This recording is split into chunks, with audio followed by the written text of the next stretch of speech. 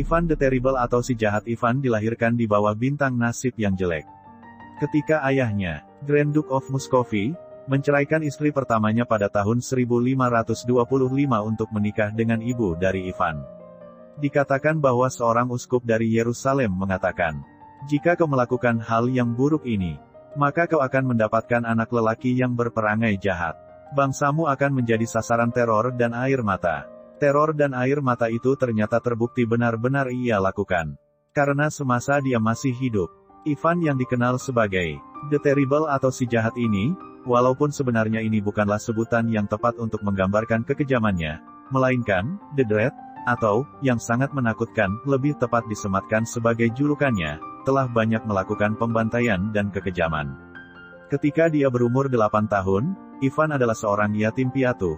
Ayahnya meninggal karena tukak lambung, dan ibunya meninggal karena diracun. Sejak saat itu, belakangan dia mengaku, dia tidak memiliki kepedulian pada manusia manapun. Dia tumbuh dewasa menjadi remaja yang penuh kekejaman. Tindakan politisnya yang pertama adalah menyuruh orang untuk membunuh salah satu pemimpin kelompok di bawah kekuasaannya, yang sedang bertikai. Lalu mayatnya dilemparkan ke kumpulan anjing. Kemudian dia menggantung 30 orang dari pengikutnya. Ada laporan yang mengatakan bahwa Ivan suka melempar binatang-binatang dari tembok Kremlin hanya untuk melihatnya mati. Dan bahwa dikatakan pada saat sore hari, meskipun pada siang harinya dia tampak sangat baik dan saleh, tapi dia bisa saja membuat keonaran di jalan-jalan Moskow dengan sekelompok teman-temannya, memukuli siapapun yang menghalangi jalannya. Tahun 1547, Ivan menobatkan diri sebagai Kaisar atas Rusia, dan tidak lama kemudian dia menikahi Anastasia, putri seorang anggota Dewan Bangsawan yang berpengaruh. Sepertinya Anastasia memiliki kekuasaan yang tenang-tenang tetapi menghanyutkan, terhadap Ivan. Hingga sampai Anastasia meninggal 13 tahun kemudian, Ivan masih orang yang baik, meskipun dia adalah penguasa yang keras. Di saat itu ia melakukan reformasi, menyerang korupsi, memberikan perwakilan dan akses yang lebih luas ke pengadilan dan mengendalikan kekuasaan para gubernur provinsi. Ia juga merebut kembali wilayah yang dikuasai kaum Tartar, keturunan para Han Mongolia, untuk ditundukkan di bawah Kekaisaran Rusia. Tahun 1560, Anastasia meninggal dunia. Tidak lama setelahnya, Ivan memenjarakan atau mengasingkan para penasihat terdekatnya, dan makin bengis serta tidak rasional. Tahun 1564, dia menarik diri sepenuhnya dari ibu kota dan mengumumkan bahwa dia telah membubarkan kepemerintahan Tsar. Para utusan dari gereja serta orang-orang terpandang datang menjenguknya dan memohon dia untuk mengubah pikirannya, kemudian dia setuju, tetapi dengan satu syarat bahwa sejak saat itu dia diperbolehkan untuk memerintah tanpa campur tangan dari siapapun, serta memiliki kebebasan penuh untuk menindak para pengkhianat. Pada titik ini dia memulai suatu percobaan sosial yang aneh. Dia membagi negaranya menjadi 2 bagian, pada salah satu bagiannya dia memerintah secara tradisional, dan bagian lainnya dijadikan wilayah pribadinya. Di bagian kekuasaan pribadinya itu, dia mengutus para penunggang kuda rahasianya, untuk melakukan tugas-tugas khusus dan dia pun membentuk Oprichniki Squad. Oprichniki Squad merupakan pasukan pembunuh yang menegakkan pemerintahan yang penuh teror, tugasnya membabat habis semua orang yang menentang Ivan, mereka dibebaskan untuk membunuh sekehendak mereka sendiri.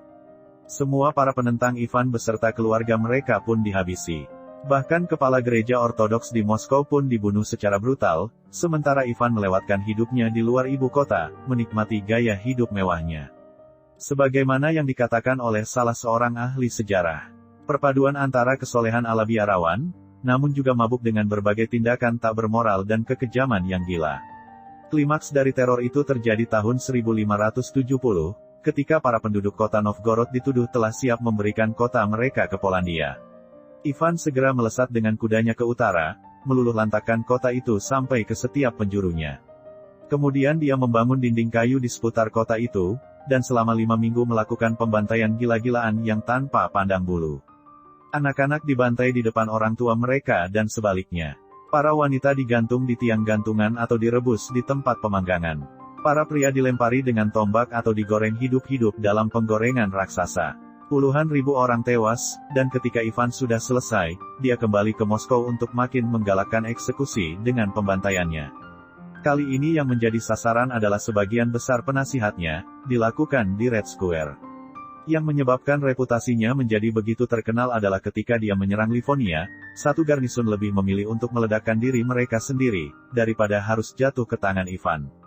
Kemudian dia menyiksa sampai semua orang yang tersisa mati.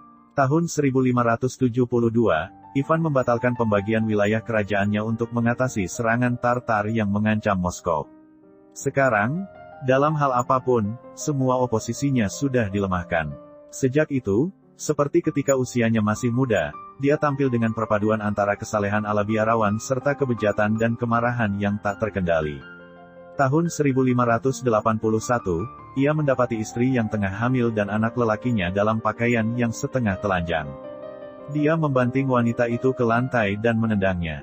Kemudian dia mencambuki dan menyiksa mereka, yang mengakibatkan tulang tengkorak anaknya cedera, keduanya meninggal beberapa hari kemudian. Ketika Ivan meninggal, setelah 7 pernikahan dan gundik yang tak terhitung banyaknya, diketahui bahwa Ivan mengidap banyak penyakit.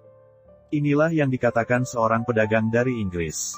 Sang kaisar mulai mengalami pembengkakan yang parah pada kelaminnya, yang sudah dipakainya secara gila-gilaan selama 50 tahun. Dia menyombongkan diri atas 1000 perawan yang sudah dijajalnya dan ribuan anak yang diperolehnya walaupun kehidupan mereka hancur. Pada bulan Maret tahun 1584, pada sebuah pertunjukan, Ivan memanggil 60 astrolog untuk meramalkan hari kematiannya, disertai ancaman bahwa jika mereka salah, mereka akan dibakar hidup-hidup. Mereka berkata bahwa dia akan mati pada tanggal 18 Maret, dan untungnya dia sudah meninggal sebelum ramalan itu terlewati, yang dapat membuktikan bila mereka salah ramal.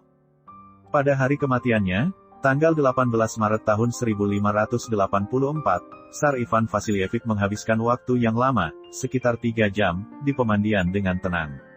Kemudian dengan kemeja putih yang lebar, Tsar sedang duduk di ranjang besar, menyiapkan papan catur. Ivan menempatkan bidak-bidak caturnya sendiri. Ia ingin bermain dengan Boyar Belsky tetangganya, tetapi tiba-tiba ia jatuh terlentang, memegang bidak raja yang belum sempat disusun. Para dokter mengusap Tsar Ivan dengan cairan keras, tetapi penderitaan itu hanya berlangsung sebentar, dan dalam beberapa menit pemerintahan Ivan selama 50 tahun berakhir. Ada desas-desus liar di antara orang-orang bahwa Tsar diracuni oleh tetangganya, Belsky dan Godunov, setelah menyuap dokter yang merawat Sultan.